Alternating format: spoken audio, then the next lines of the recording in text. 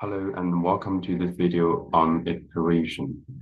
So in this video, I will walk you through three past paper questions step by step. Make sure it's clear, practical, and exam focused. Let's get started.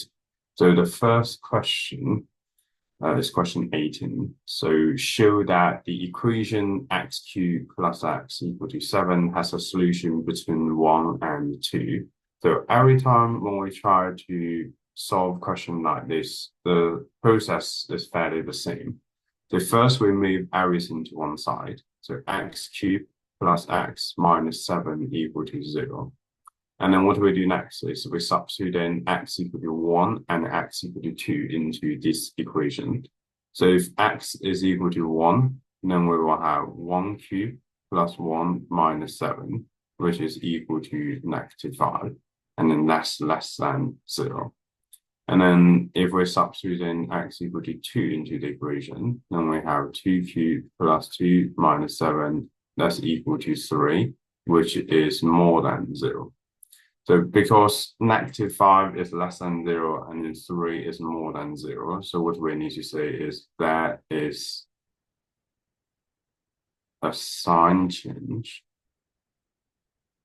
So which means there is a solution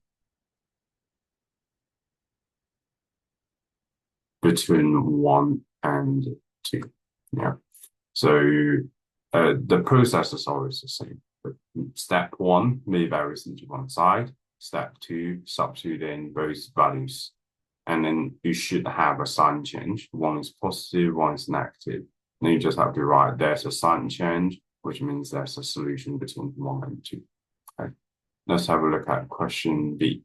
Show that the equation x cubed plus x equal to 7 can be rearranged to give x equal to the cube root of 7 minus x. So for this one, we just have to do the rearrangement. That's all. So because they have cube root at the end, so we definitely need to do cube root for the last step. So which means before that, we need to make x cubed as a subject. So if we make x cubed as a subject, we will have x cubed equal to 7 minus x. So x equal to cube root of 7 minus x. That's how we rearrange one to another. All right, let's have a look at part C. Start with x0 equal to 2. Use the iteration formula xn plus 1 equal to cube root of 7 minus x in 3 times to find an estimator for a solution of x cubed plus x equal to 7. So the iteration formula xn plus 1 equal to cube root of 7 minus xn. So that means if n is equal to 0, it will be, so 0 plus 1 is just 1. So we have x1 equal to cube root of 7 minus, so if n equal to 0, so xn is just x0. And then we know what x0 is. So that's just cube root of 7 minus 2. So if we put that in the calculator, that's the technique we can use when we do iteration. So you start from the first value, x0 equal to 2. So you put 2 in the calculator and you press equal. So once you press equal, the answer key will become 2. So now you just have to do cube root of 7 minus, instead of 2, you put the answer key. So then in your calculator, you should put cube root of 7 minus answer. So now if you press equal, it will give you 1.709975947. Okay. And then for next solution, next estimator, then that will be n equal to 1. So if n equal to 1, n plus 1 will be 1 plus 1. So we have x2. That's equal to cube root of 7 minus. So if n equal to 1, then xn is x1. And then we know what x1 is. We did it in the previous step. So that would be cube root of 7 minus 1.7099. And that's equal to So you don't need to type everything again because the answer key is now become 1.7099. So you just have to press equal again. That will give you a new solution, 1.7424188802. And then when n equal to 2, we have x3 equal to cube root of 7 minus x2.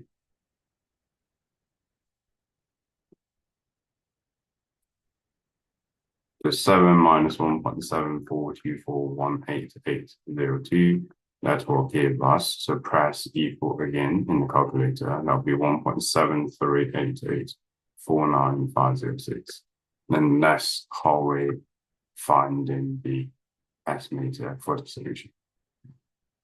Okay, let's have a look at question 16. So part A is fairly the same.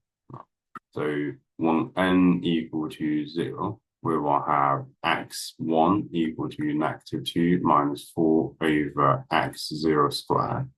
So, and then we know x0 is -2.5. So we have -2 minus 4 over -2.5 squared.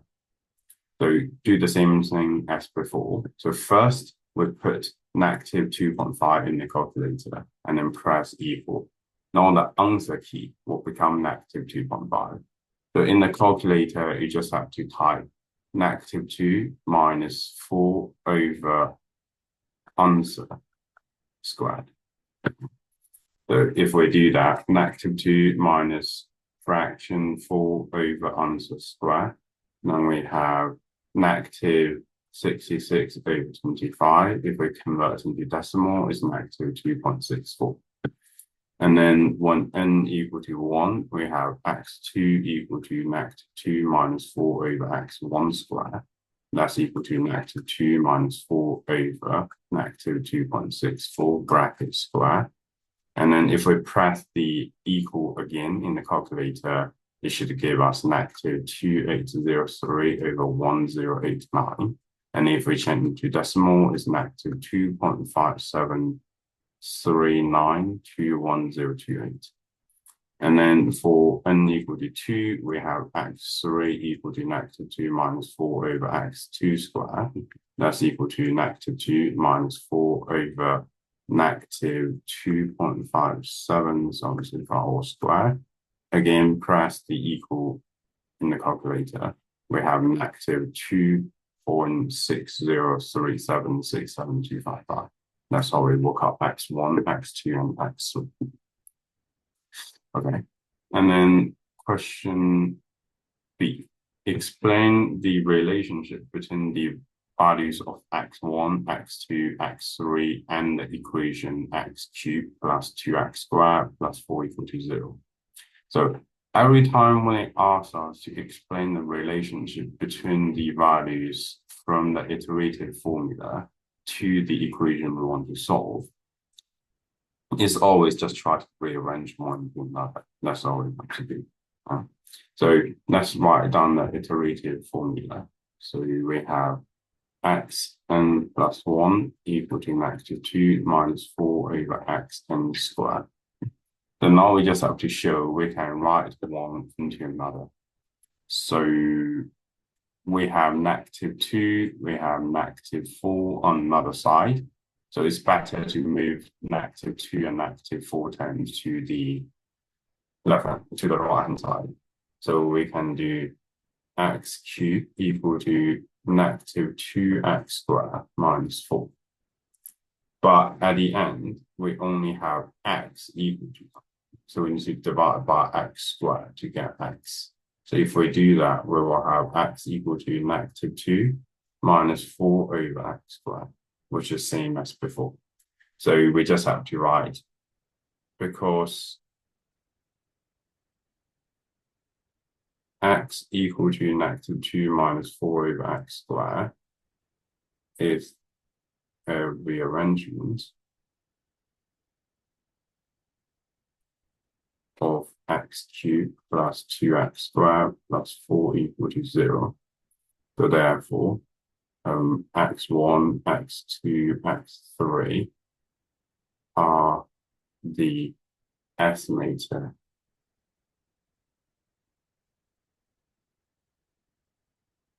the equation 2 plus 2x squared plus 4 equal to 0. That's how we solve this question. Okay, let's have a look at question 19. A hot air balloon is descending. The height of the balloon in minutes after it starts descent is h in meters. The height of the balloon in +1 minutes after it starts to descend, h in +1 meters, is given by h in +1 equal to k times h in plus 20, where k is a constant. So the balloon starts to descend from a height of 1,200 meters at 9:15, and at 9:16, the height of the balloon is 1,040 meters. Work out the height of the balloon at 9:18. It tells us in minutes after it starts to descend is h in meters. And then we know the height is 1,200 meters at 9:15. So that means at 9:15 is the time is n, and then the height is 1,200 meters. So that means n +1 minutes, that should be 9:16. And then the height is hn +1, which is 1,040 meters. And then we know after another minute, n +2 minutes, so the time should be 9:17, and then the height should be hn +2, and then we want to find the height. And then n +3 minutes, this should be 9:18, and then the height is hn +3. And then that's the final answer will be solved. Okay, let's use all this information. So the formula hn +1 equal to k times hn plus 20. We know hn is 1,200 meters, and then hn +1 is 1,040 meters. So this is 1,040. And then k times by hn, which is 1,200 plus 20. So solve this equation. So it's just a linear equation. So -20 for both sides. This. And then divide by 1,200 for both sides. So 1,020 divided by 1,200, which gave us 0.85. So now we know k is equal to 0.85. So that means hn +1 equal to 0.85 hn plus 20. Okay, now we know what k is. The rest should be quite simple. So to work out hn +2, that should just be 0.85 times by hn +1 plus 20. And then we know hn +1 is equal to 1,040. Put that in the calculator. We have 0.85 times 1,040 plus 20, which is 904 meters. And then hn +3 is equal to 0.85 times by hn +2, which is 940. We just work it out. So type that in the calculator, which gave us 788.4 meters, which is the final answer. Okay. I hope you find this video helpful in understanding iteration. But if you did, please give a like, subscribe to the channel, and then leave a comment below if you have any questions. I'm always happy to help. Thanks again for watching, and I will see you in the next video.